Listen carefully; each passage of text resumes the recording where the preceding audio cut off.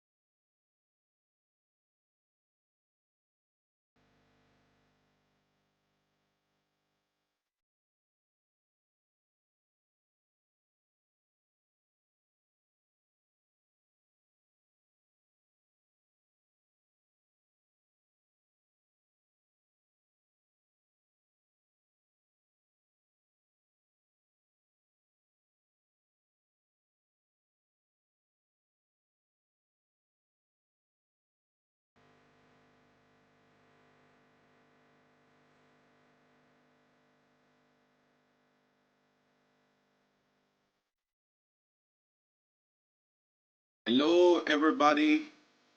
Welcome to my listeners who are out there in La La Land, on Facebook, on Zoom. This is a special night.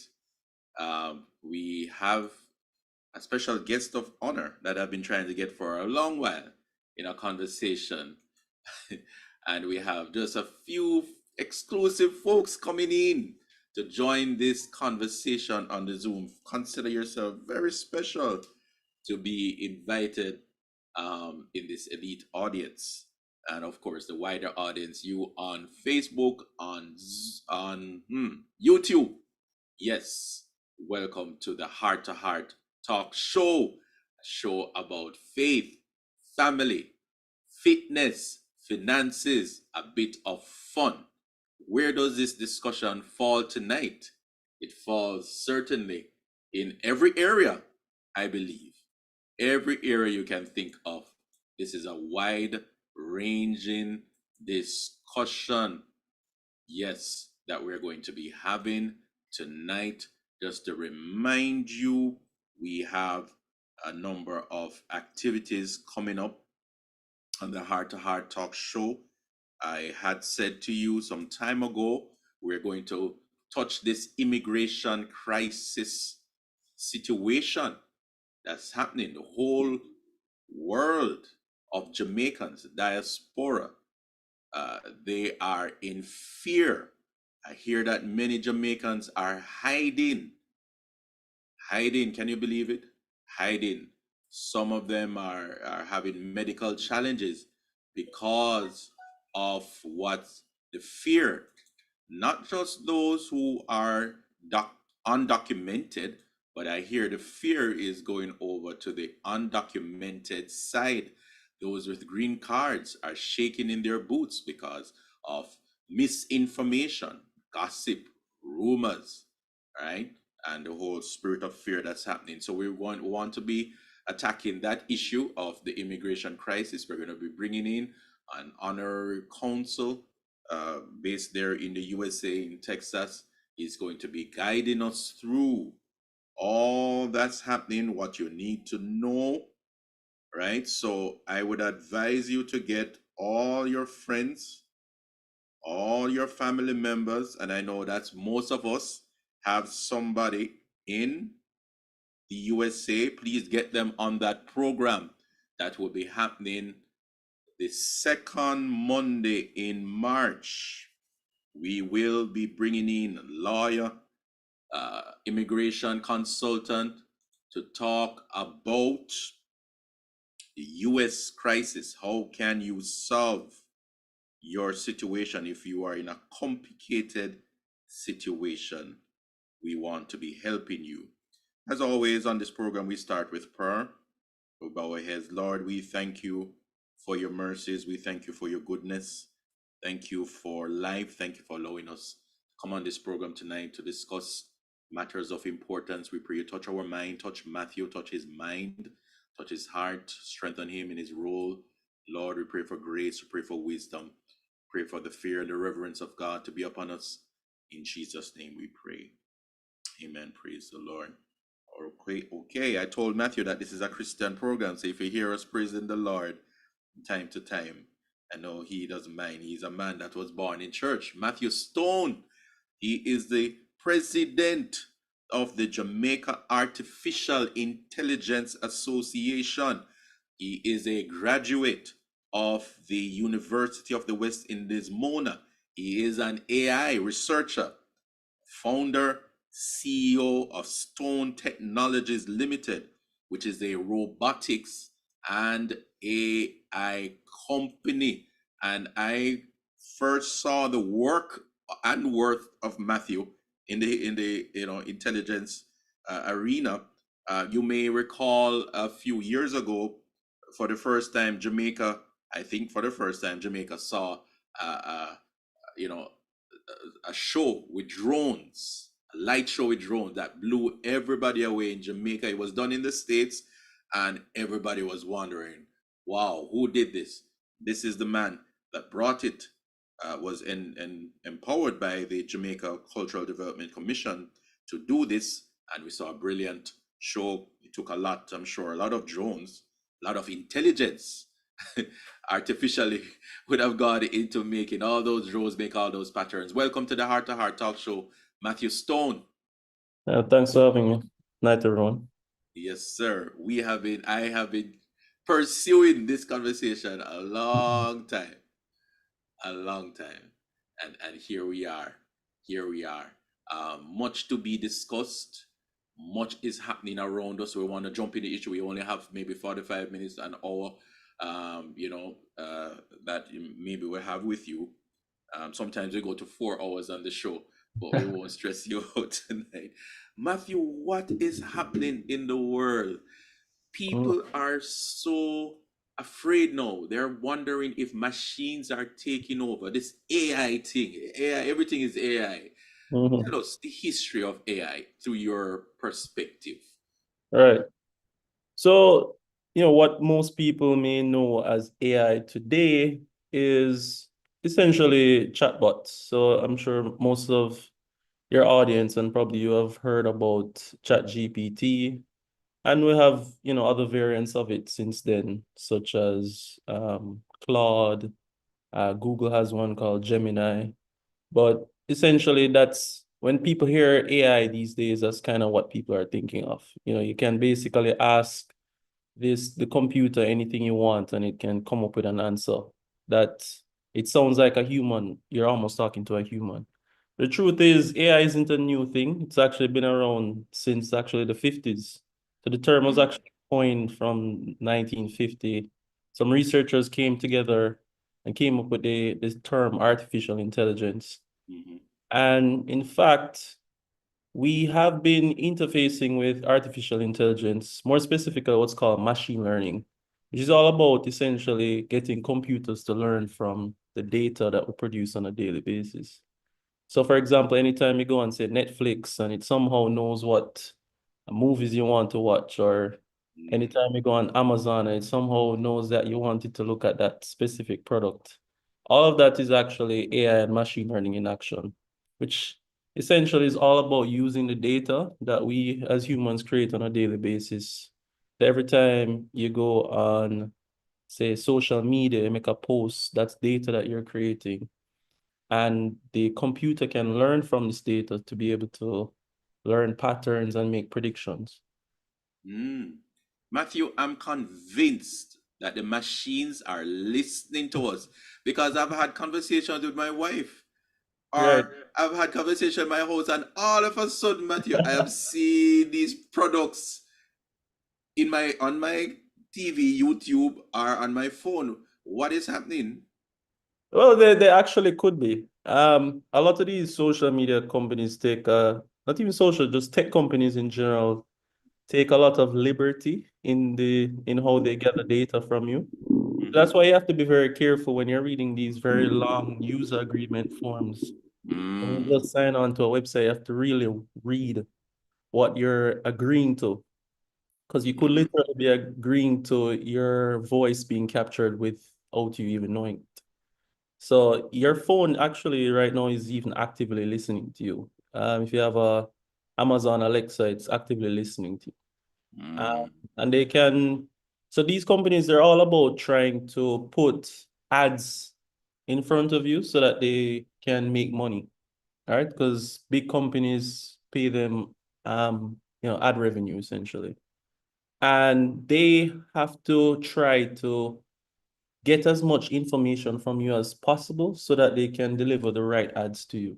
And they'll do that in whichever way they can. So whether that's taking information from your microphone or even sometimes your messages. I mean, I know they say they don't, but mm. um, these companies have been known to skirt the ethical line a lot in the name of profit. So I wouldn't be surprised if they're listening to you right now to know what products to recommend you, essentially. Wow.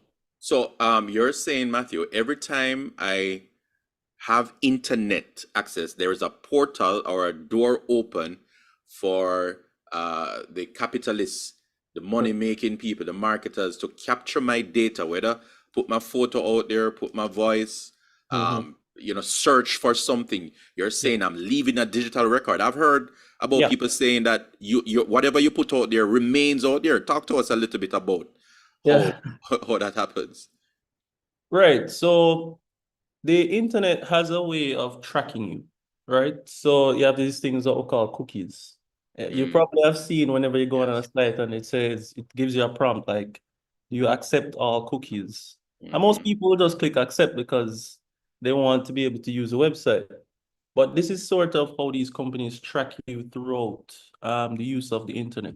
So even if you're using a totally different site, they can use that information that they get from you using that website to be able to, for example, recommend your product. So for example, you could be on Amazon or even be on YouTube watching a video about, I don't know, let's think of a product like a new phone. And then somehow when you go on Amazon, you see that same phone pop up on the recommended list on Amazon. You're wondering, but I didn't search for this on Amazon. How does Amazon know I was watching that on YouTube a while ago? Mm-hmm. So they have the mechanisms by which they can essentially all of these websites can transfer data amongst each other. So yeah, your data is it's important for people to understand that your data is actually a commodity. These services that you're using for free, whether it's TikTok, social media, Instagram, whatever it may be, every time you put information out there, even if you're not posting, even just by scrolling through, it's collecting information from that. These companies are making billions, like trillions of dollars off of you. You're actually the product. And yes, whatever you put on the internet is more or less permanent. Mm. And this comes to haunt, as a travel agent. I'm a travel agent for those who don't know. I Mm. send people to USA. I send them to Canada. I send them to, UK. One Yeah. of the questions on the US form is, what is your social media handle? Mm-hmm. Right? And I did further research, Matthew, and I found out that there's a unit within the American embassy that is dedicated to searching, background checking, not for everybody, but they do it randomly, and Mm-hmm. they can pull up your digital record from your social media handle. And even if you thought you deleted the post, If you say Mr. Trump, don't listen to me, Mr. Trump tonight. If you say Mr. Trump is the worst, right? And you are woke and you follow the woke policies as he would say, they can pull that up against you. Yeah, that's true. So you have to be very careful about what you post, what you talk about on social media, because it can very much come back to haunt you. I know they like to talk about free speech and all of this stuff, but yes, the very information that you put online can be very much used against you. And we're heading into this world now where almost everything is going to have to be digital. Like whether it's biometrics, or they're heading into new technology now where they're actually implanting things into your body. But yeah, it's just going to get more and more advanced in terms of the information and it's going to become more personal. So they're going to be capturing more and more information on you. And people might not think that's not a powerful thing, but it's actually a very, very powerful thing. The more someone knows about you, the more power or the capacity that they have for power over you and control. So it's something that we have to be mindful as a society. How do we kind of work in this new world where governments potentially have so much information on you that they can essentially, and these algorithms are becoming so good to the point where they can predict exactly what you are going to do, who you are going to vote for, who you might marry, what crimes you might commit. Type. Yeah, your type. And yeah, we might end up in this society where governments are preemptively stopping things before it happens based on these predictions. But I've watched a lot of sci-fi movies, but they're coming to life. Somebody made a point the other day that there seems to be a design order to it. When you watch some shows, I think it's Elysium.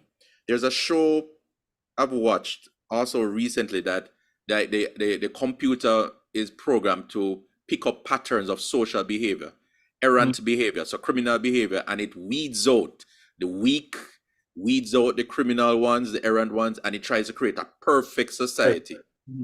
Like only the perfect should survive. Yeah. So your point tonight about, are you suggesting that there is a world order behind the scenes that one day will use all of this information to manipulate the masses, data that they have gathered? I mean, there's certainly an incentive, because it's a lot easier to control people when you know possibly what they're going to do and what they're currently doing, and just more information on them. So there's definitely an incentive. Once there's an incentive, that's always going to be a possibility. And it's just something that we as a society must be vigilant of in terms of how much of our freedoms we kind of give up by utilizing a lot of these technologies. I'm in no way bashing technology or saying, hey, don't use technology. But we have to also be mindful of how we use it, use it carefully, and understand the possible implications of essentially just putting everything out there. Because it can be used against you, and the incentive is there for it to be used against you. Yeah. Editorial note, Matthew may not be the theologian tonight. I call him in as the head of the Jamaica Artificial Intelligence Association as a social or data scientist.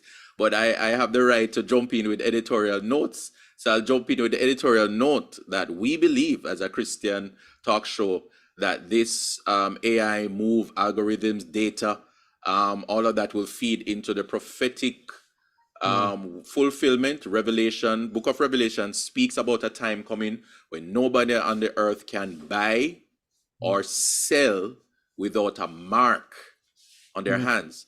And Matthew can comment on this as a data scientist. It is proven right now that there are countries, Norway, Sweden, that have experimented, and it's a part of their policy where there are actual chips placed under the skin that are biometric. All right, control. It has your medical data, but it also has access to your workplace. You just scan your hand. Some places scan your iris, and you go through, and it has all your data. Your salary is transferred there. You just scan it at the supermarket. So I don't know if Matthew wants to comment on any of those that the Bible is coming to life. Well, we're already seeing companies that like for example, Neuralink. Sorry about that. Yeah, man. So for example, the company Neuralink, so Elon Musk started this company. That their whole aim is essentially they are, well, at least what they advertise is, they're basically putting chips into people's brains so that it can restore certain functions. Like, so for example, a paraplegic hopefully can one day walk again, or even use his mind to control things that he wouldn't be able to control with his hands. So we are definitely getting to that point where the technology is moving into us, no, into our bodies. And yeah, I do think we are going to move, or the society is definitely moving more towards that's what you mentioned, essentially, where you may reach a point where you have to,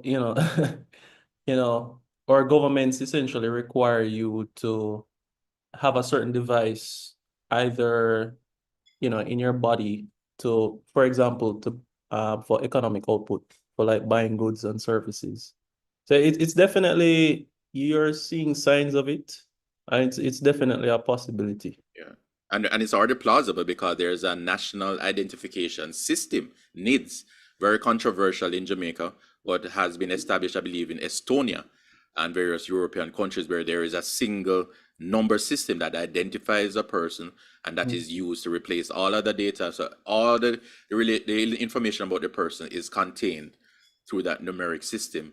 So that could be the precursor to some sort of actual chip that's implanted or some other device to track people. Yeah. Yeah, I mean, as I say, it's already happening. So it's whether or not people think it's reality or not, the technology is there. Once the technology is there, you're going to have nefarious people with nefarious means that will use it in that way.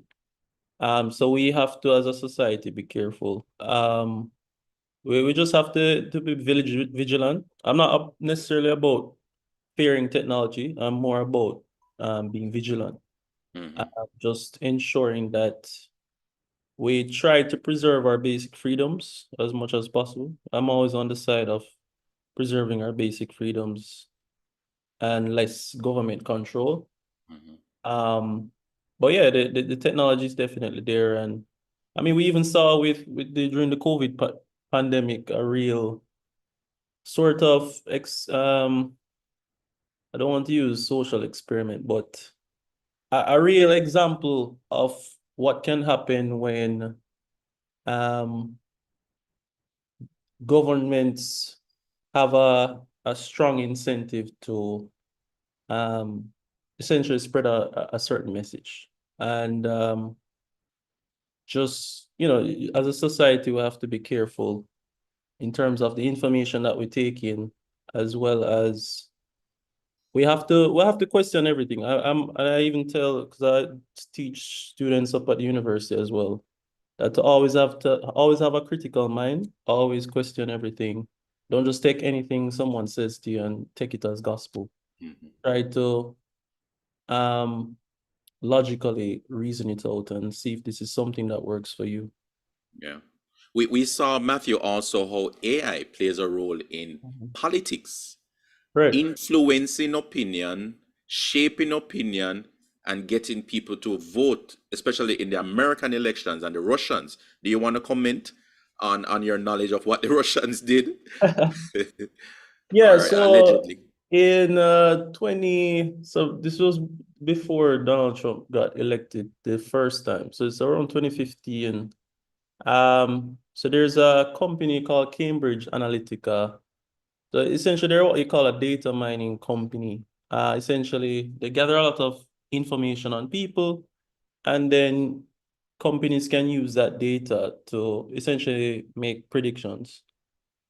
So essentially what they did was they gathered a lot of information from Facebook, and they were able to, I think the Trump team, essentially they were able to utilize this technology to be able to figure out who to target certain political advertisements to, right?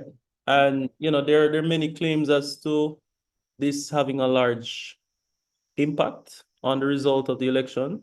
I'm not gonna say this is what caused the party to win, but it definitely is a very powerful tool, and it's definitely something that you must look out for even in our own election.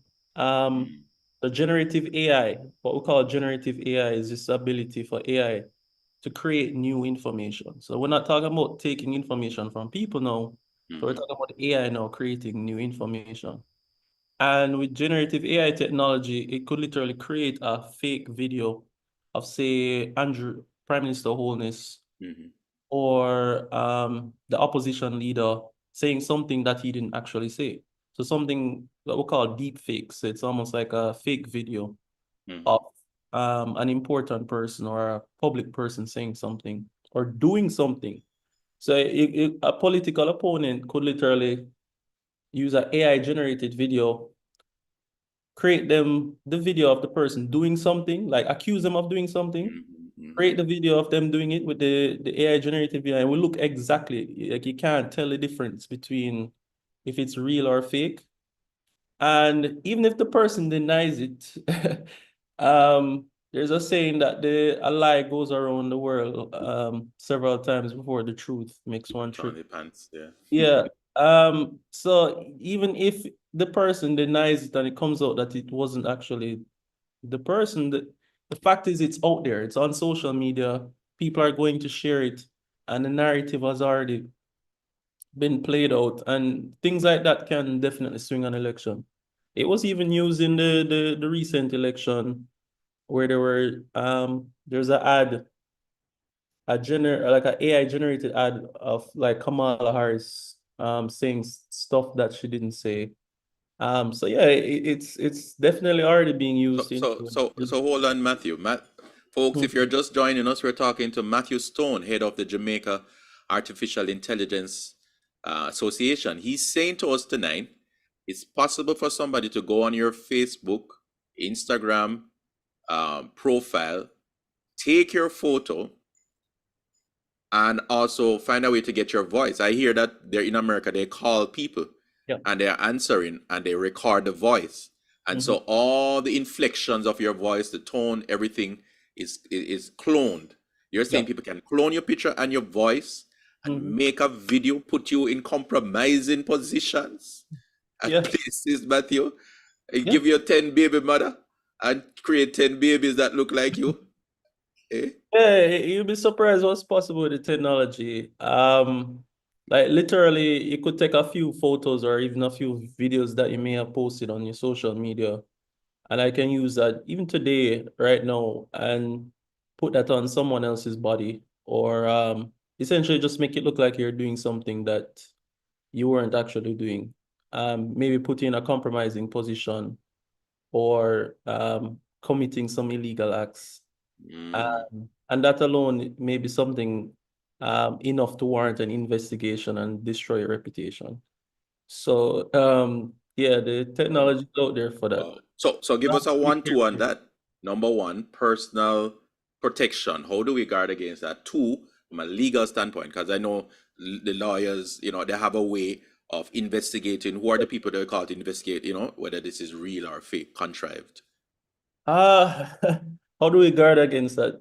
It's going to be hard because we live in this digital age, and to be honest, we can't avoid sharing information in a lot of cases because we need to for service goods and services. But I'd say as much as possible, share less.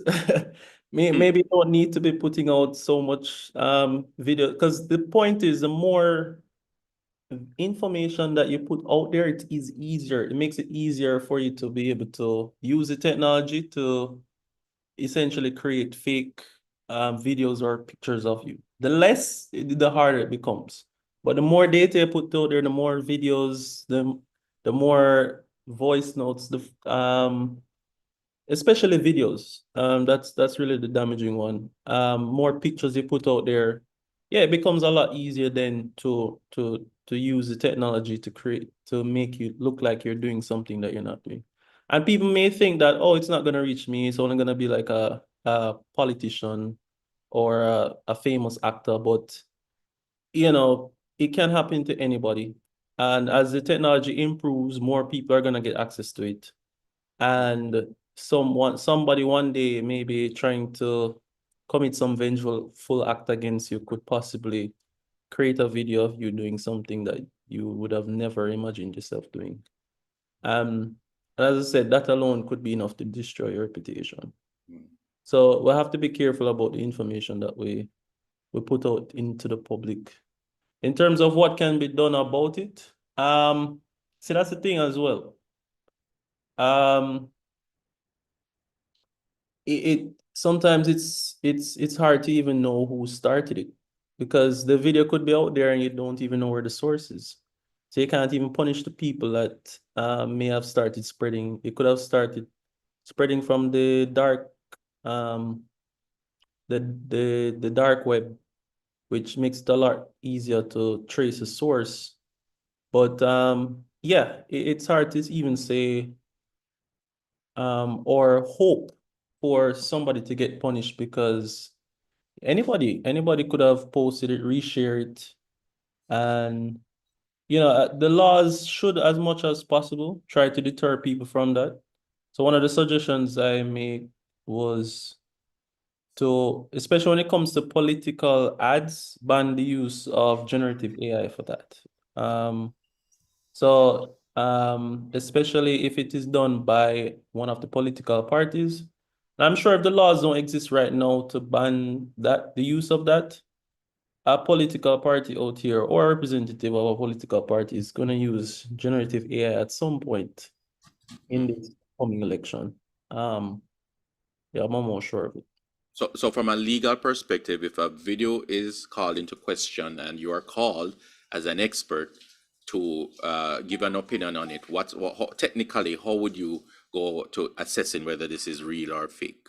Right. So there are tools. So just like how the tools that generate the fake videos are getting better, so are the tools at detecting them.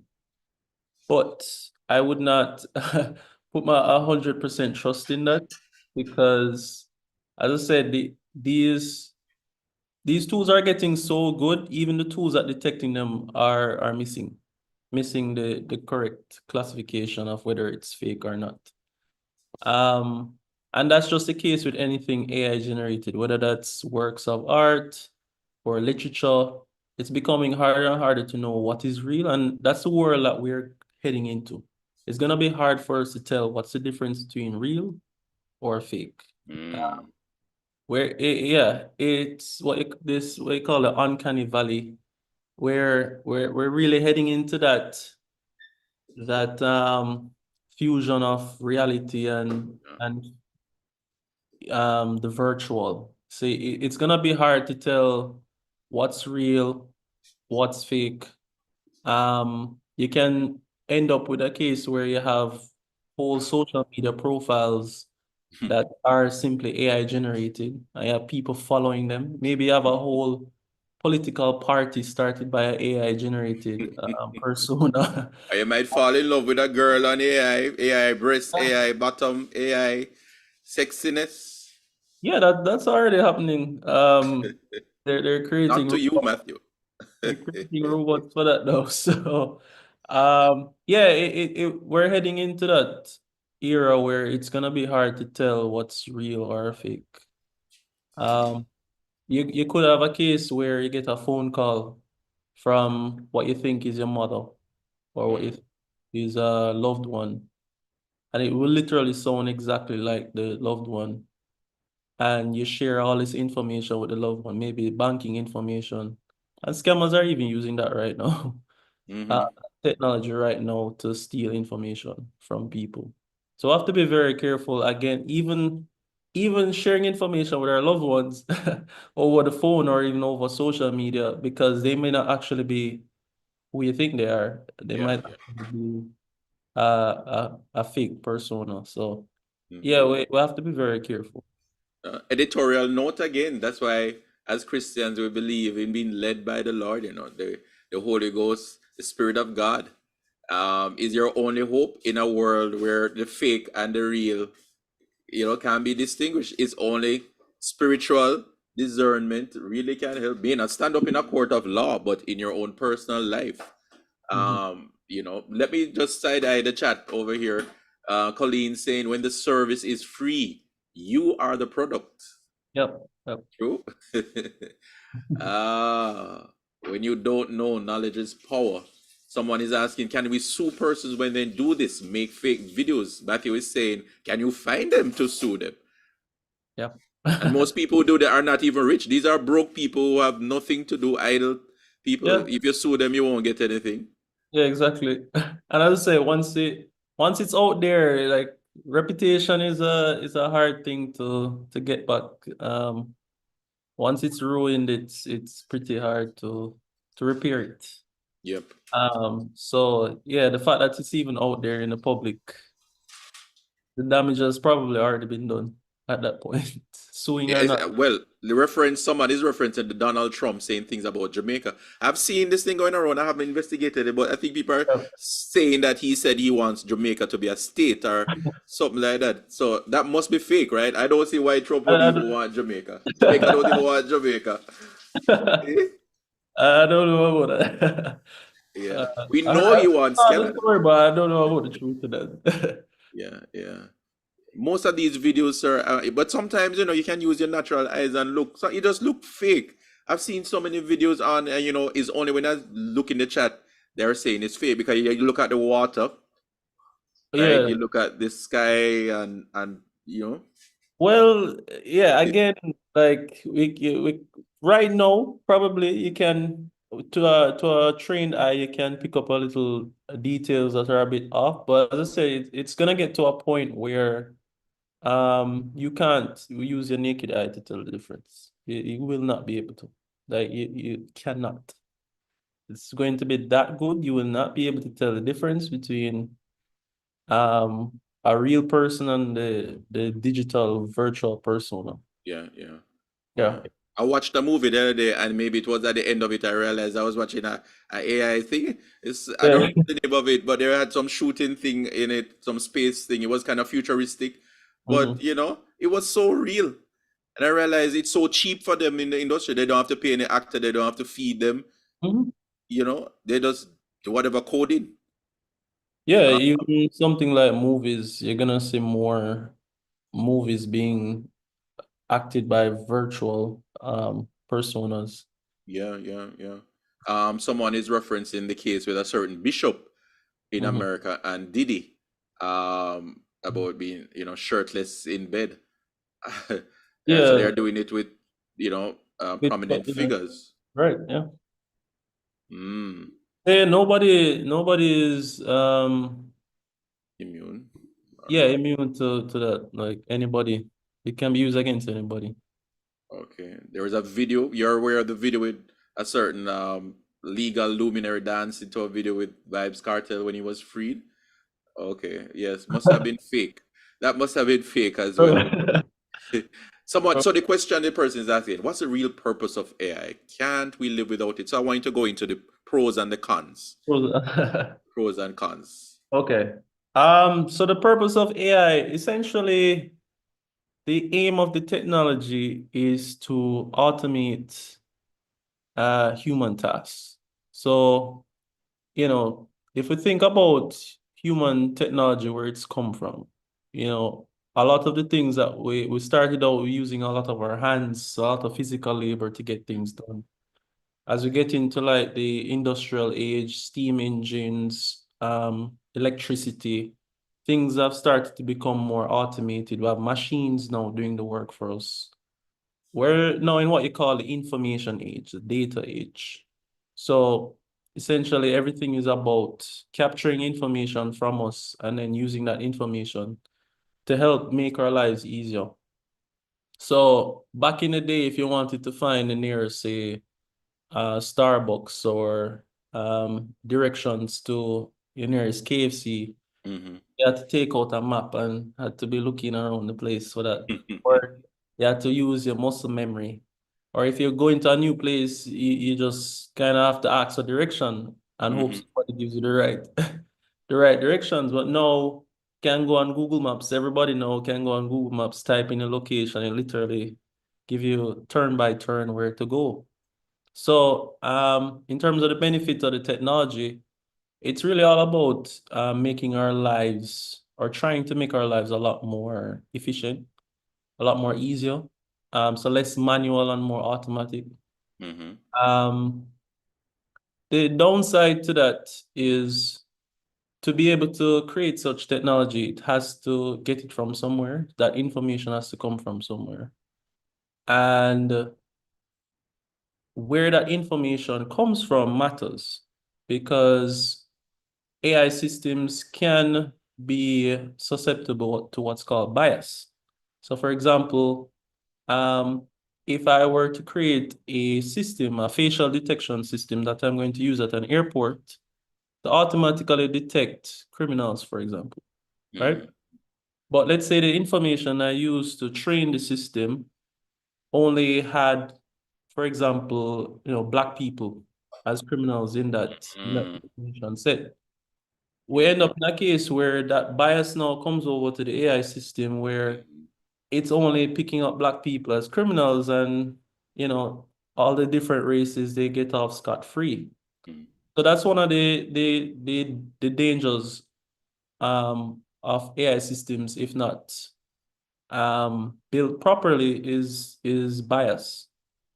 So, especially in countries such as ourselves, third world countries, we have to be very mindful of this because a lot of the people creating this technology aren't from countries like us. They're from Europe, North America. So they maybe aren't caring about our cultural contexts Mm-hmm. and values. And that's one of the things we have to be mindful as a society is all of these technologies that are being created by people that may not share your values, your moral values and Yeah. ethical values. And these AI systems are essentially just going to take the values more or less of the people or their creators, more or less. So the question is, if we're going to be utilizing those systems, how do we ensure that their values align with our values? And that's definitely one of the big questions we have to ask ourselves going forward in the future. I mean, I'm generally positive in terms of about the good parts of AI. I think it can do a lot to, um, especially in terms of education. So I'm envisioning a future where um, a child who might not have been able to get special attention because the class maybe consisted of 50 children and the teacher just doesn't have time to look at every student. I'm seeing a future where every student has their own sort of virtual assistant or tutor that can help them understand the material. Of course, there's possible, downsides to that as well, because now you have your children interacting with this technology and you don't know what they're using this data that they're collecting from your children. So they're collecting their face, the images, and that can be used against your children. So, with every good, there's a bad. So we just have to be mindful of that. Mm-hmm. We use the term artificial intelligence, but is it not really human intelligence that has been made artificial? Because Yeah. even though it's generative, can the computer's system, algorithm, whatever you call it, the machine, can it reach a point really where it just thinks for itself? Just say today I'm going to send a nuclear bomb. I'm going to launch nuclear bombs, missiles, because I think the world needs to end. Can it ever reach that point, you believe? That's a very good question because and a lot of people have opinions on this. So you have the camp that says we don't have to worry about that because we as humans will figure out a way to stop that from happening. And there's a camp that say we we'll have to fear the AI because that's a possibility. Both are right in some sense. It's hard to say if it will ever get to the point where you can say more or less it thinks for itself, right? So people have been making that prediction that say within the next 30 years that's going to happen. But people have made several predictions that have not come true. For example, they said that ChatGPT would have taken away all our jobs by now, and that hasn't happened. So I think the truth kind of lies somewhere in the middle. Do I think at some point this technology may have the capacity to wreak havoc if not handled properly? Yes, absolutely. And do I think there are actors out there, especially the big tech companies, that may not care so much about it reaching that point, meaning at the sake of profit or maybe out of ego, they will allow it to reach that point? Yes, definitely they exist. And there are a lot of, in fact, I dare to say most of them kind of think that So way. do you believe it will ever reach a point to think for itself? I think so. I think it will actually. I'm hoping it doesn't turn out evil. I'd hope future AI technology somehow, and this is one of the big challenges. There's a thing called value alignment. How do we ensure that this future AI system that can possibly think for itself, how do we ensure that it aligns to human values? But even that question of aligning to human values, what does that even mean? Because the values in the States may be different from the values here in Jamaica, or the values in, say, a Muslim country, or the values in, say, India or Indonesia. It's hard to see how you can essentially create a technology that's going to work for everybody. Yeah, a That's moral baseline. Yeah, it's almost impossible because I mean, even we as humans right now, we struggle to cooperate and work together. That's why we still have wars. Even after all this time, we still have wars. So it's it's why we do have to be careful because if we sort of leave the development of this technology in just a few hands, like the US and China, we risk basically just kind of signing up to be controlled by these two countries even more. And the technology, if it does get to that point, can be very, very, very powerful. It would be able to do a lot in terms of having control of financial markets. It would have information on everyone, and there's a lot it can do with that if it has bad intentions. And it's hard to say right now if we as humans have figured out how to ensure that it doesn't have bad intentions. And honestly, I think we are at a very important point or time in society where if we do not make the right decisions, we do risk sort of opening up the floodgates for something that may not turn out well for us. Let's just put it that. Yeah. So it's something that we can't just hope that it happens the right way. It's something that we have to like be very mindful of and ensure that especially our leaders are putting enough in place to ensure that whoever is developing these technologies are taking enough precautions to ensure that it doesn't lead to some undesired consequences. Yeah, I saw a story recently with a man, Jamaican, that got very rich. He created a bot a stock bot that basically crawls the internet and predicts the patterns of the market, and whatever they make the decision is almost scientific guarantee that he's going to make income, and he has made a lot of money Yeah. from the bot. You want to talk a little bit about bots? We talk about bots, just break it down.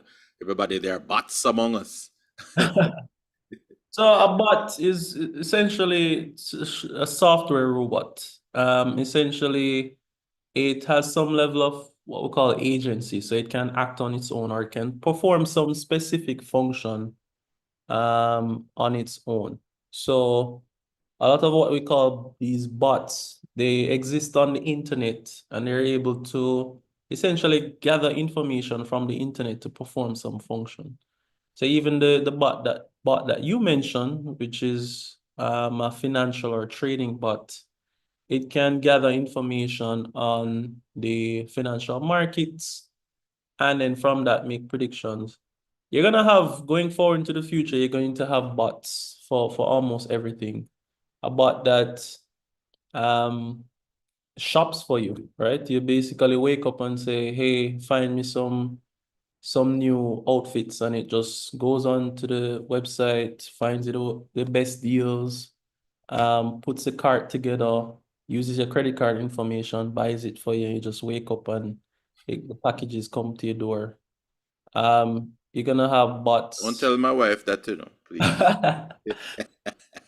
Yeah, you're gonna have more of that. And the question is, how does this possibly affect something like the job market? The big question has been for our longest, is AI gonna take away all of our jobs? I definitely do think it will have some impact on job displacement. Maybe not in the way that we think. It's definitely gonna change the way jobs are done. So, when we're going to work, you may not need to spend as much time doing the tasks that you normally do. You will have your own little personal assistant or a personal bot that can just do most of the work for you. And that may raise the expectations in terms of in terms of output that's expected from you. Since you have this virtual assistant now, it means they're expecting you to be able to do more work. I think it could look something like that going forward. But yeah, definitely there's the possibility of displacement. I had to even mention the BPO sector out here as being one sector that is in possible danger of job displacement. The technology gets good enough, you probably won't be talking to a human operator anymore. You'll be talking to a software robot. Yeah. And it's already begun, because I as I said, I'm an agent, immigration agent. So I also do other research, and I realize a lot of the folks I'm talking to, quote unquote, are really bots, but at least the company declared that this is your AI thing, and they're quite good. They're to the point. Yep. Customer service is up, no attitude. Yeah, they're getting better and better. So we have to be mindful of how this may affect the economy. It's wrong to just kind of hold your hands up and hope for the best. You kind of have to plan for all scenarios. And I do think the government needs to probably pay more attention to the possibility of that affecting that sector. Because a lot of people depend on that, for especially young people. Yeah. But let's side-eye the chat on that particular issue. Carissa says she has heard of high school students saying whenever they get the essays, certain subject, they just go on the AI, put in the information, does the work for them, and they just go to sleep and they just write off word for word. I think, what is your thoughts on the ethics of that? And you can comment on what happened in the group. The thing that was posted in the group, somebody being fired. So this is one of those things that have been up for a big debate. How do we handle things like cheating in this new age of AI and these chatbots that can literally do anything I even use it on a daily basis. I don't even write emails or write report. Like I can literally just put in a few words, just give it an idea of what I want, and it can, let's say I have a pitch, a business pitch, it can come up with some ideas for slides right away. Let's say you have a report, it can literally come up with a structure.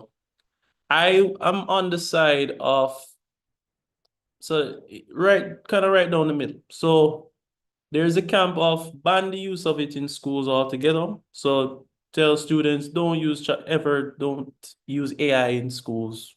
That's one side. The other side is, hey, just let them use it, and whatever comes of it, maybe.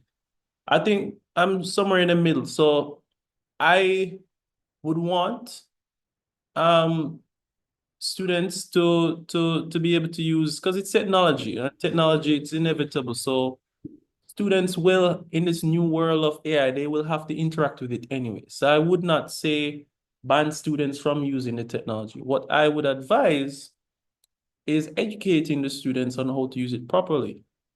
So cheating, even before AI, has always existed. So even before you had the chatbots, people would go on your Wikipedia, copy and paste everything, drop it in a document and say, all right, that's my assignment. So is this, even before, it has certainly made it easier. Don't get me wrong, it certainly made it easier. But cheating is more, I think, of a moralistic problem of the person itself than, say, the AI. AI is a tool, and whether the person wanted to cheat or not, I don't think AI would have stopped them. But the question does become, like, how does education look in this new world? Like, because if the AI or the chatbot can do everything, then does it even make sense to be teaching students to do it if the student can literally just use the AI and do it? And that's honestly, that's a good question to ask. Will we have to kind of change how learning looks? Um, if you think about something like as simple as long division, probably learned that back in the second grade or whatever. But to be honest, most of us probably haven't used that since we learned it. Because we have calculators, and calculators are tool, and the tool makes um life simpler. So I think honestly the same thing may actually happen in terms of education, where in terms of what's expected for the children to learn will change. It may reach to a point where what they're learning is not necessarily the background information, but it's more just, hey, how do I use the tool to perform certain functions or complete certain tasks? Um, and the argument may be, okay, this will just make our children dumber, but I don't think so. I think what it can do is force us to push the boundary even further in terms of what's expected. Because it's like, well, now that you have all of these nice tools available to you, well, we're going to expect more of you. We're going to expect more in terms of output. And we're going to expect. So basically, you can even think about children these days, right? A young child from they're literally out of the womb is able to use a tablet and all of these fancy gadgets that maybe the grandma would be struggling with. So, children are growing up into this digital age, and the things that they're learning are going to be different. So I don't think it's about them getting dumber. It's just, I think learning for them is gonna look different Yeah, than yeah. how it look for us. Yeah. What amazes me, Matthew, about my interaction, I use AI heavily Yeah, in my kind of job that I do heavily because of analysis, formatting of information. It doesn't create my truth. I yeah, feed it the truth of what I want, exactly. and it simply formats it. And there are various levels to AI. There's AI that is backed by actual journals, Right. peer-reviewed journals, more academic thing. So it's not just combing the internet, but it's concentrated, it's approved, accredited, and it's Yeah, about shaping for me. So you want to talk about, I saw an article the other day about a scientist who tried for years to reach a solution to something regarding disease, fed it into AI, and in 2 days got the answer for what he was trying to do for Yeah. many years. So we want to talk about AI in medical care, that there's a flip side to it. The power of the analysis can help Oh save yeah. lives. Yeah. So when AI or these chatbots sort of came out, one of the big problems they had was something called hallucination, where essentially they just kind of make stuff up. So it would sound good, it sounds sensible, but as we know, things that sound sensible doesn't mean that it's right. Mm. And that was one of the big problems that early versions of these systems had. But what's actually happening now is they're creating them in such a way, and we'll have certain tools that have just come out. So OpenAI came out with a tool called Deep Research, where it's essentially able to look at verifiable sources like journals, academic journals, papers, to gather information from those sources to actually give you back information that is verifiable, trustworthy, has references to where Mm. it is in. So basically like what's expected of a PhD Mm. level person who's doing research. So definitely, even in terms of the health sector, it's gonna have a major impact because everything from drug discovery to research, it's going to sort of expand the capacity that we as humans have. And that's kind of like how I like to see AI. It's more of not a replacer, but more of um an extender. So it's basically extending the capabilities of us as humans. So you're gonna see a lot more research coming out, developments coming out in technology, just because now we as humans have sort of been given this tool that allows us to do things a lot quicker. Yeah. Even I, as you know, I can do a lot more on a daily basis just because I have these tools. Mm. Things that would have probably taken me days, And even as a hours. software engineer, things that would have probably taken me days of struggling trying to figure out, literally minutes now. So I can get a lot more done. And Mm. I think more people need to take advantage of that because this tool, if you use it properly, you can Yeah. save a lot of time, get a lot done. Um, yeah. Yeah. Um, So let's put it on the dashboard, and then because I find AI has a fun part to it. There's a great economic part to it that if you yeah. can manipulate the thing, it can help you to make a lot of people are making a lot of crazy money Yep. manipulating AI in a good way. Yep. So for example, if you're a chef, you can input into one of the language models creative ideas for the next 2 weeks, Yeah. and but you don't want bully beef and cabbage and dumpling and chicken back. You want to Yeah. say, I am an executive chef working at a 5-star Michelin or 3-star Michelin restaurant, and I want a 5-course meal over the next week for guests flying from all over the world. They are from India, they're from Japan, they're from America. Pay attention to their cultural idiosyncrasies and create menus that won't offend. You plug that in, and in a couple seconds, Mhm. it can give you that menu if you want to go that high. But let's put it on the dashboard. So we are hearing about Chat GPT out there. Let's put all of the models on the board. Tell us your favorite one and why, so we can teach the people what to use and how to use it. Okay. So the popular one at the start was ChatGPT, from OpenAI. But there have been some good ones that have come out So, that so as we call it, let's just tell them how to get to it. So you just type into okay, Google or any browser, type. sure. So if you go to Google right now, just type CHAT space GPT, or you can leave out the space. It's the first result that you see. You click on it, essentially create an account, and you'll essentially see a chat window that essentially tells you to ask it a question. and you can literally ask it anything. So everything from, when for example, because I lecture at the University of the West Indies as well, something like lesson plans, for example, I can easily come up with that now because I can just give it what's called a prompt. So whatever you put into the AI, we call it a prompt. Think of it like asking a question to the chatbot. And how you ask this question matters because the output that you get using one prompt versus the next one can be much different. So that's actually going to become one of the new skills that we have to learn as humans is how to communicate to the AI. And the better you can communicate with it, the more information you can give it, the more detailed information, the better it can do for you in terms of the responses. So ChatGPT is one of them. Google has one called Gemini. So if you just My favorite.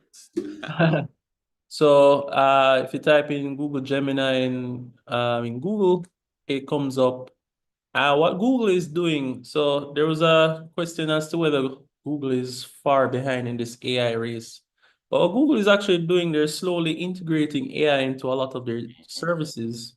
So if you go on Google Docs, it actually is giving you can use AI when you're typing a document, and it can give you suggestions as to what to write and stuff like that. Things like Google Slides, they're integrating AI into that. Excel spreadsheet, Google Sheets. So, those formulas that you have to spend a lot of time creating now, you can literally tell the AI, give it an idea of what you want the formula to do or the cell to do, and it can just create the formula for you and save you a lot of time. There another AI, so one that kind of took the world by storm out of China, called DeepSeek. So that one has really caught my eye. It's one that I actually use a lot. I have been using a lot lately. So the thing about this one or this particular AI is it's what's called open source. And that's kind of why I drew more to it because I'm all for freely available information, and they essentially made it freely available to everyone. And yeah, I really like that one. Twitter, or X as it's known now, they came out with a new version of their AI called Grok. Grok.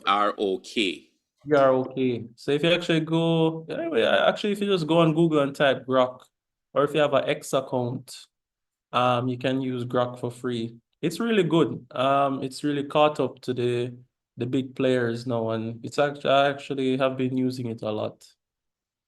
So that's really good. What you're seeing is, so before you had one big player, which was OpenAI, that had the big AI that everyone was jealous of. What you're seeing now is like everybody is kind of figuring out the game of kind of how to create these things. So what you're gonna see is they're gonna see a lot more variants.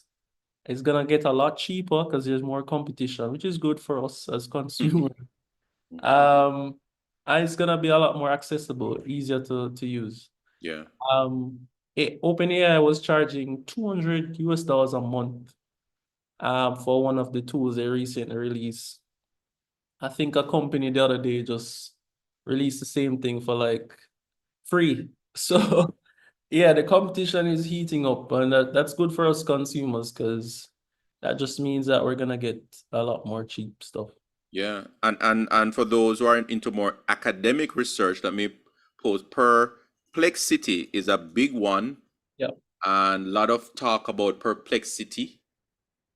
Also, what you can do, you can use AI to inform on AI. So, for example, I went on, I think ChatGPT or Gemini, and asked it the other day for, apps platform to help me with my visa processing or immigration matters. So they came up with a list of applications which I have tapped into. You can ask immigration questions. So, for example, you have been refused 10 times.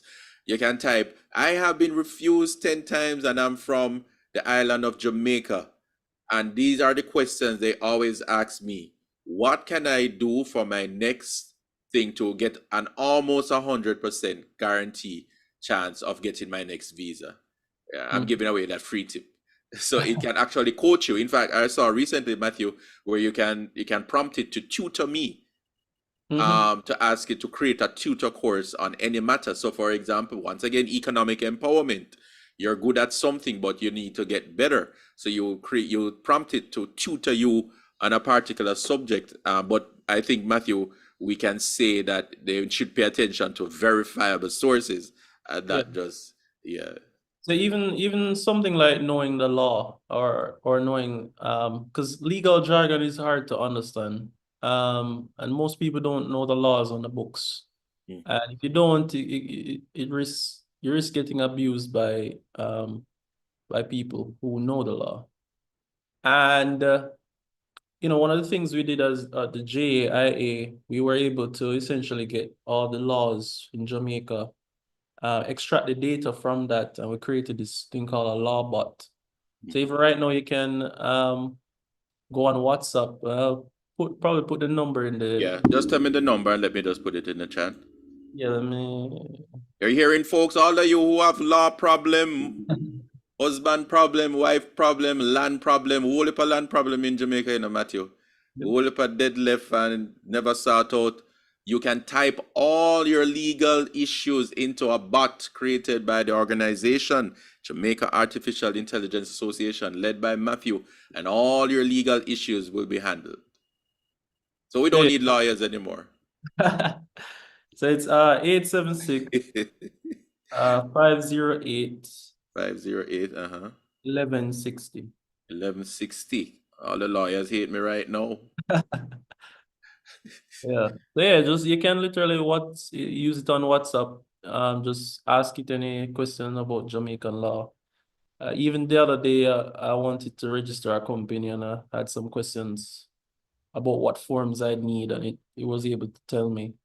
And it will give you references to which law it's referencing as well. So So, Matthew, you're saying if I was in jail for 13 years on a very serious crime and I needed to get out, I could get a, I get back to my career as a fledgling singer. I could type in that how to get out of jail after 13 years. I don't know if the law bot's gonna help you with that one, but it would certainly tell you the law that you can possibly use, or Or if if I lost my visa, how I can get it back to get to the yeah, Grammys. can give you the options for that as well.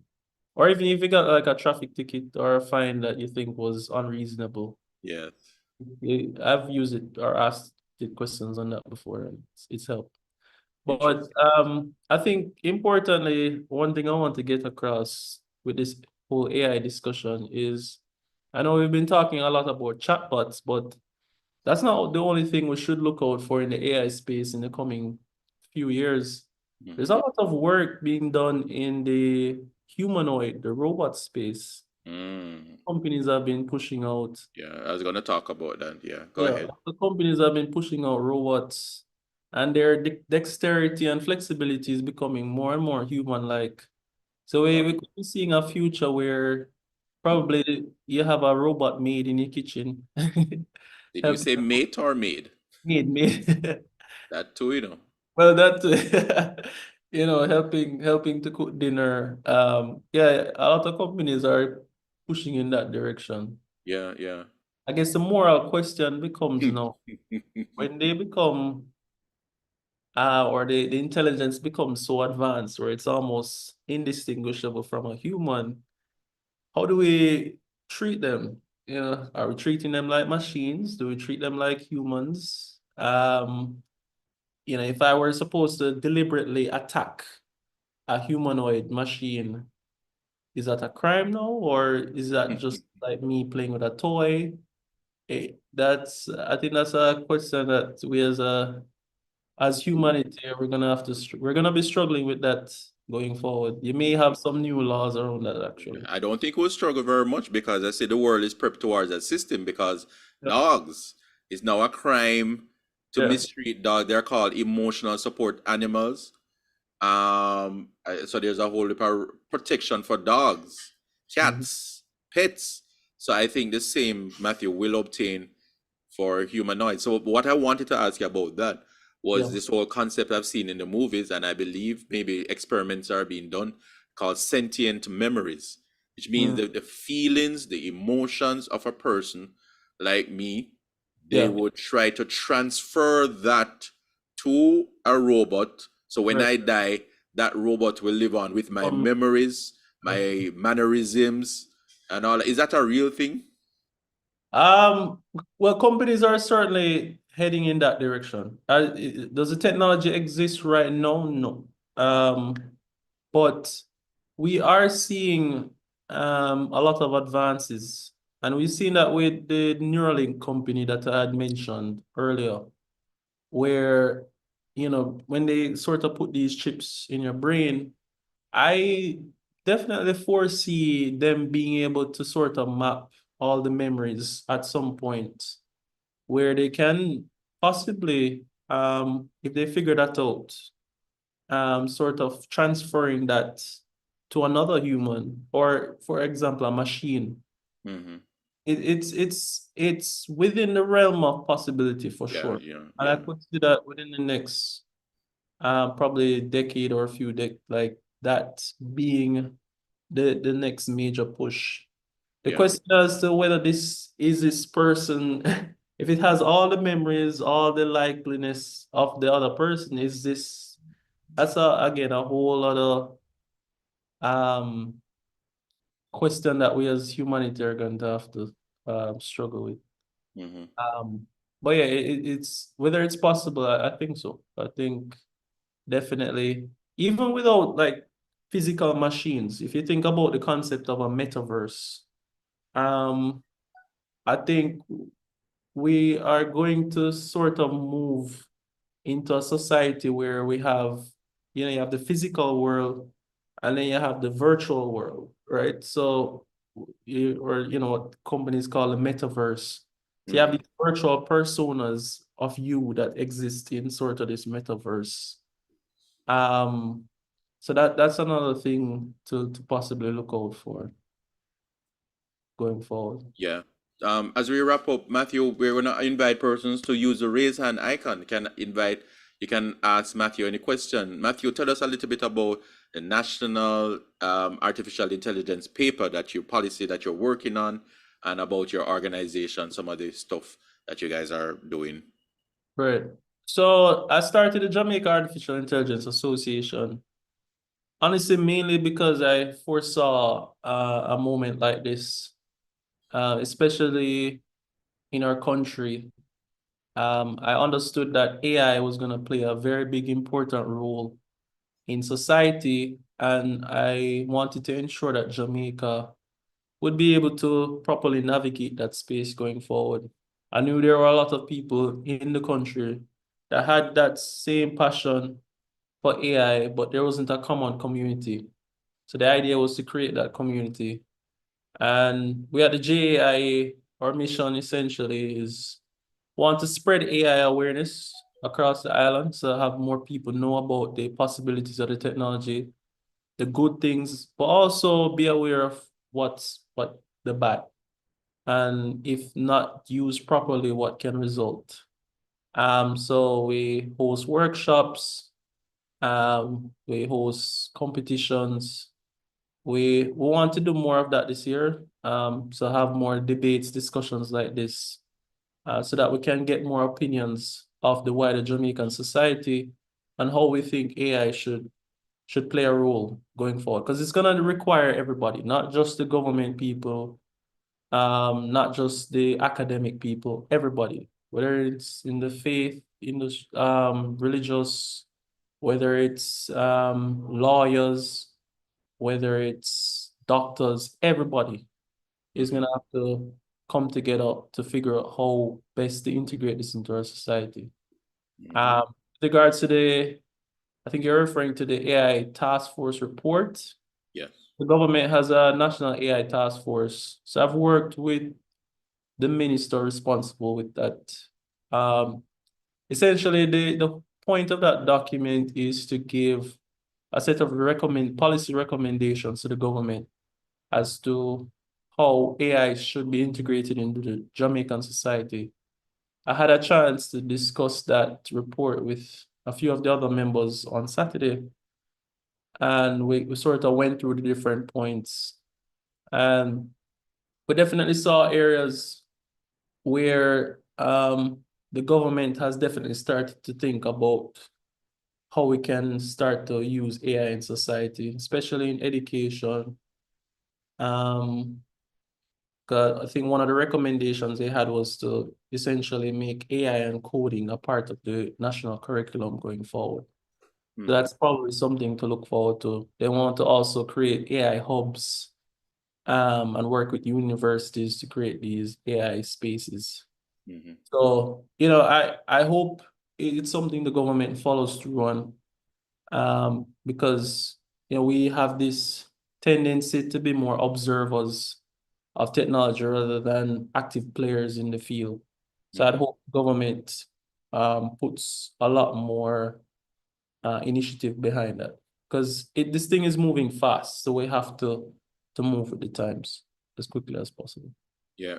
You commented earlier on politics. You made just one comment about your wish for generative AI to be banned in the use of political campaign. Would you like to expound Yeah. on, especially election year as Jamaica, all of the things, do's and don'ts of AI in the context of politics? Maybe Jamaica and any country, but Jamaica especially. Right. Yeah, it's my opinion, because of essentially how powerful the technology is, and how important elections are and the consequences of elections, as we've seen. I in my humble opinion, think that it's too dangerous for anybody to be able to just use this technology to possibly influence an election. So it's not about banning the technology per se, it's more banning it in that context. Especially what one of the ideas I came up with is both parties could possibly sign some sort of declaration saying that we will not use any form of generative AI for political campaigns.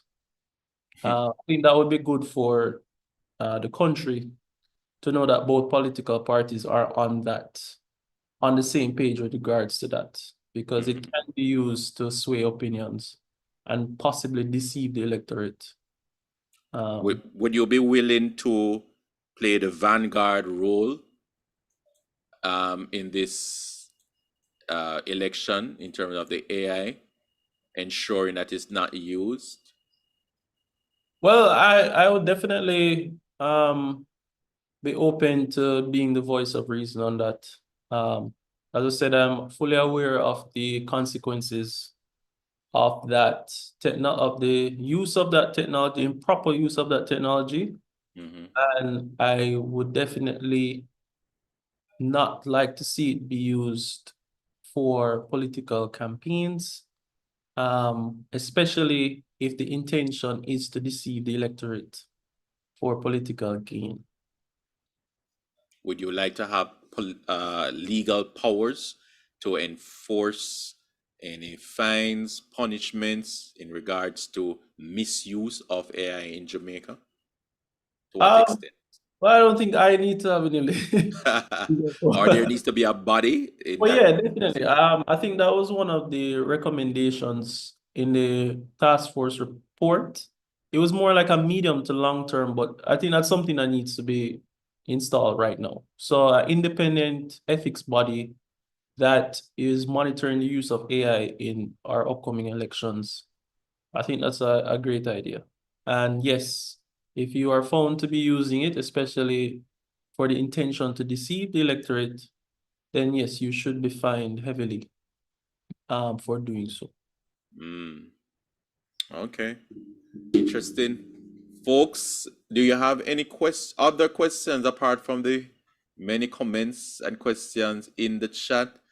Do you have any observations? Maybe you can think of a movie. I see somebody on YouTube, GMS, mentioning Minority Report. The movie sounds familiar, but I can't remember the details. Yeah, no. Minority Report. I know the one with Will Smith about the robot. I saw one on Netflix, Cassandra, but then we stopped watching it because there's a gay thing. I don't know, they put these Oh, gay things in all of these series. You're in it and they hook you and it just, you know, you gotta yeah. go because, man, it gets funny, pun intended. So yeah, Cassandra is an interesting one that speaks to AI, how AI, a smart house, takes over the Yeah. family. It becomes invasive, controlling, and the sentient memories of the previous owner of the house was transferred to the robot, and she has evil intentions, for lack of a better word, and created harm. So Yeah. yeah. I watched an interesting one the other day. It's called Subservience. I think Megan Fox is in there. Hmm. Essentially, it's about a husband that bought like just like we were talking about a maid, a robot, Hmm. to help around the house. I think his wife was sick in the hospital. I won't give away too much, but yeah, it definitely raises the question about how we'll be interacting with these robots going forward that look literally just like a human.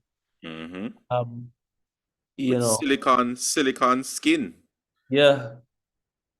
We could see at some point where, there's arguments being had as to whether some form of marriage should be allowed between man and robot. I wouldn't be surprised to see that happening, or arguments for that being had soon, sooner Mm. or later. Yeah, well, people are already marrying their pets and all Right. kind of stuff. So that's quite plausible. Okay, I'm not seeing any hands raised. But we just want to recap the points tonight that AI is here to stay. AI is here to stay. It has shaped society. I want you to do a thing live and direct, Matthew. I'm gonna Mhm. give you the time to bring up Gemini on your thing there. Not sure if you can bring Okay. up your three favorite, which will be DeepSeek, Gemini, and ChatGPT. And my question of the night is, what is the economic value currently of AI? Full economic possible potential, full economic value of AI to any society if fully harnessed. So you can turn that into a more intelligent prompt if you want. I'd love to see the comparative analysis so we could leave tonight to say this is how AI works, and these are the benefits to it. You And get too much. maybe we could drill down to what are some of the just practical things we can do tomorrow to start making lots of money for, for those who want to. Well, I Uh, mean, you could literally say, I am a citizen of Jamaica and I want some possible business ideas to generate some extra revenue.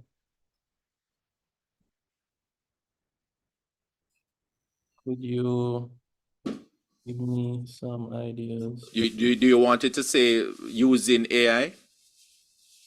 Well, it's gonna Yeah, use AI specific. regardless. So, oh, I Yeah, mean I wanted to using make it AI. specific to Oh, using okay, AI. Yeah, yeah. okay. So that people don't think it's all bad. Even though we use the word tonight, dark side, but really we were clickbait kind of thing. Not really. But D was really for design. The D, the A, the advantages, R, the risks, and K, the knowledge of AI. How do I master the knowledge and further my knowledge in AI? We could end with that. How do I get approved in AI? Whatever. What is there a school, university? How do I become an AI expert? So you can be an AI what? What is that? Local travel assistant. Build a chat bot, and we saw that earlier in the group. Yeah. Somebody's actually doing that for their coursework.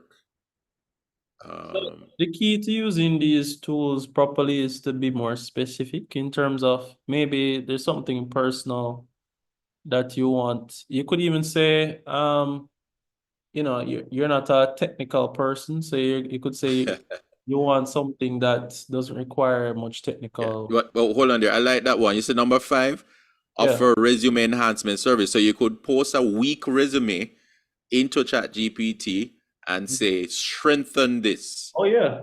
But you have to present the truth. I've done that before actually. Yeah.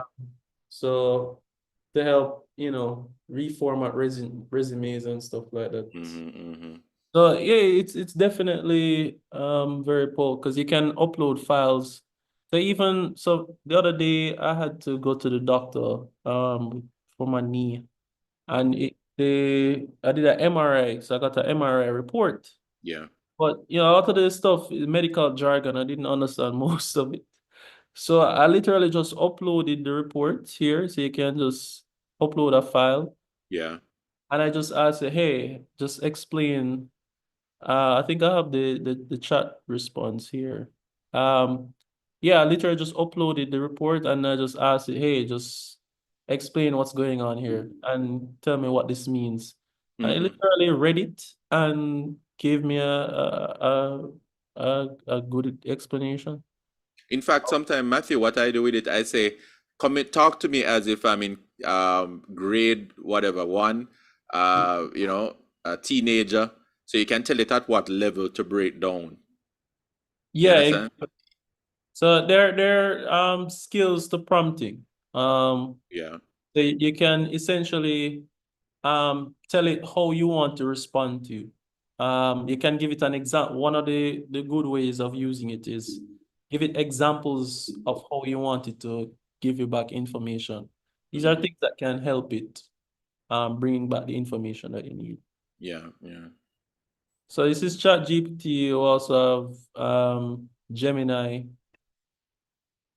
So you can ask it a similar. And the cool thing are these things actually understand Patois. So you can actually ask a question in Patois and it responds. Yes.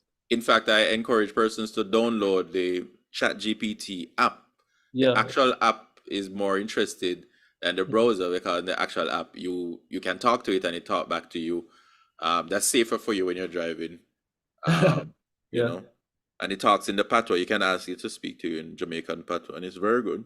Funny but good. Yeah. Yeah, it's pretty good. Even the one from China, I've talked patois to it and it was able to speak patois. I think You can use this too if you're in a foreign country. Yeah. Maybe you can get some translation help as well. Oh yeah. Yeah. Translation and stuff like that.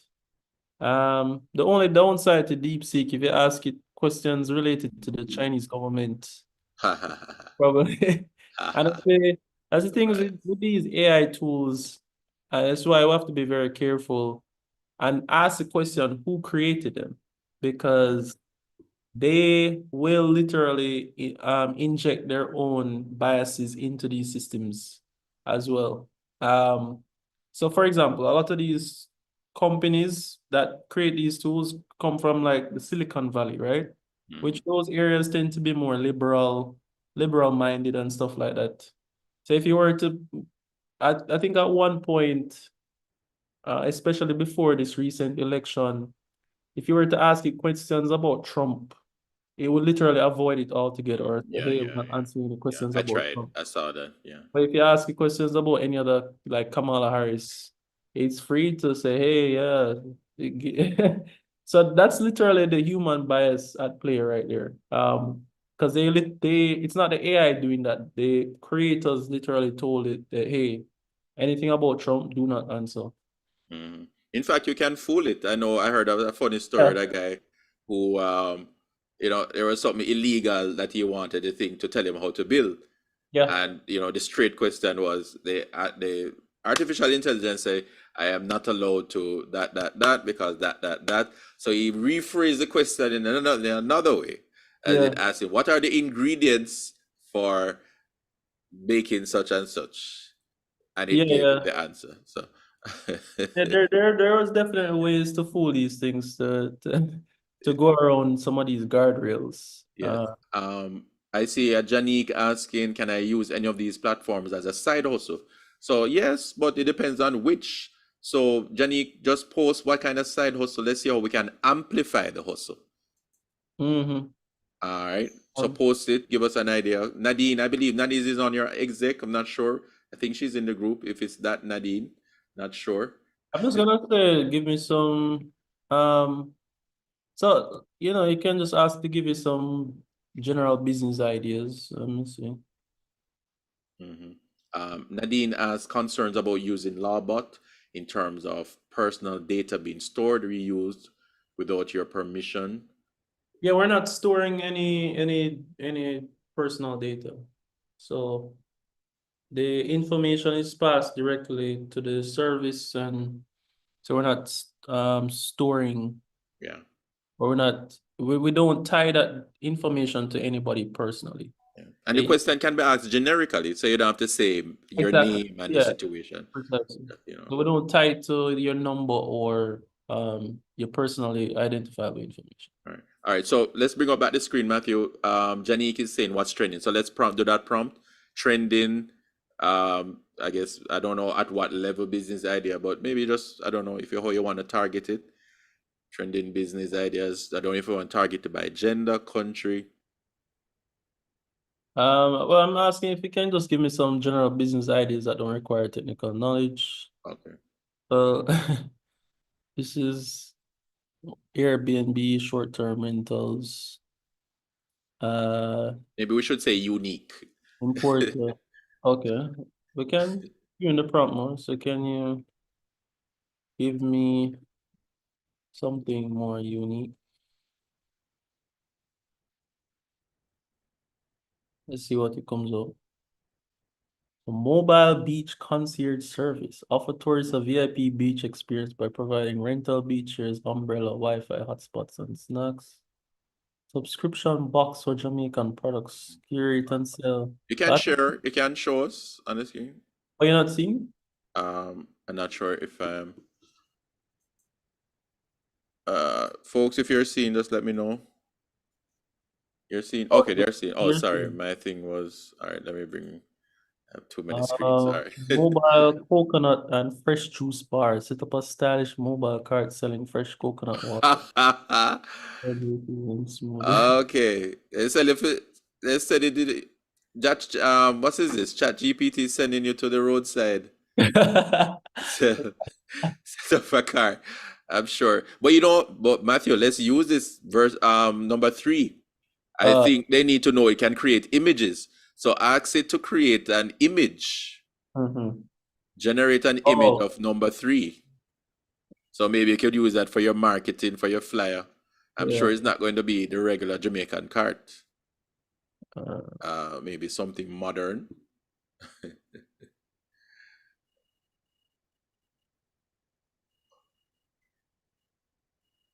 Let's see if it generates. Okay. It's generating image here. So those of you who are into marketing, even though I hate to see AI images, but if you have a graphic artist that take long, and most of them do, you can create something for your schoolwork, for your marketing of your business. They're not looking bad. Nice. Can you make them more Jamaican? Put on some melanin. Yeah. It might face it with you, I tell you that out of many one people. Yeah. You know. Manleys were quite Caucasian. Oh yeah, I mean Rasta man. Oh, really? Stereotyping. Is that oh yeah, coconuts. Nuts. Okay. Yeah, one of the things with I guess it struggles with spelling. With these image generation, usually struggles with the spelling. Like if there's words in there, it usually struggles with that. Yeah. But yeah, this beach looks familiar. Oh, which beach is this? In your mind. Yeah. Fake. Yeah. Folks, you see how good this thing is? In a few seconds, generate what take a month for your graphic artist to do. The graphic artists and the lawyers hate us tonight, Matthew. Yeah. But the graphics artists can use it to probably help make their jobs better. because Okay. they probably know what to put in here to make it come Mm. something better. All right, folks. Thank you so much, Matthew, for your conversation. We must have a part two one day, and that part two will be more of a business work session that we are live and direct, creating business ideas, getting the people to harness the power of AI, getting the students want to connect into those academic journals, the medical ones. I'm very interested in the medical ones because everybody have a prescription in Jamaica in their house. So you can upload your prescription and ask it to provide a simple analysis to this. For those who are farmers, you can plug your data. Say, I have a soil that is, whatever type soil you have, what are the things I can plant in Sure. this? When do I plant? How much water do I put in? A lot of One thing stuff. I'd advise before you go, just to use these tools carefully. Try not to put anything that may be compromising, for example, like bank passwords or Yes. yeah, any information that could be used against you essentially. Yeah. When using these systems. So be careful with how you use it. So Matthew, can everybody be a part of the JAI like myself, who is a part of Yeah. the group? So I put the website in the chat. Just call it out. Those on YouTube can So see, and those on Facebook. jia.org.jm. Oops. Yeah. So we have a WhatsApp group. Yes, I That see we Jason Forsyth, Ray McHugh, see you online, Nina, Keishi, Miller. Okay, just call it out, sir. Let me just type it. There's jaia.org.jm. There should be a connect with us button on the page. If you click on that, that should have the links to all of our groups. So the WhatsApp group is the most active one. Yeah, That's that's the one I'm a part of. Lots of information, folks, every day. Information overload, but you just saw through, and you can see. So for finally, preachers, teachers, Bible people, something is there for you as well. You can use this not to create messages from the Lord. You can use it to actually, if for example, you're doing a thematic teaching and you say to it, prompted, give me all the scriptures that pertain to love in the New Testament, and give me the original Greek comparative version. It can do that. And you ask it to give you the Greek with all the definitions and how it is. It can do that in a few seconds. And you don't have to fast and pray all night, right? In a few seconds, you can use these tools with the Bible, okay? In your Bible study, you can ask it to create a Bible reading plan for you for the week on the theme of love, compassion, right? So God bless you, Matthew, and all that you're doing. And thank you for coming into the Heart to Heart Talk show. Thank you, all my guests online. God bless you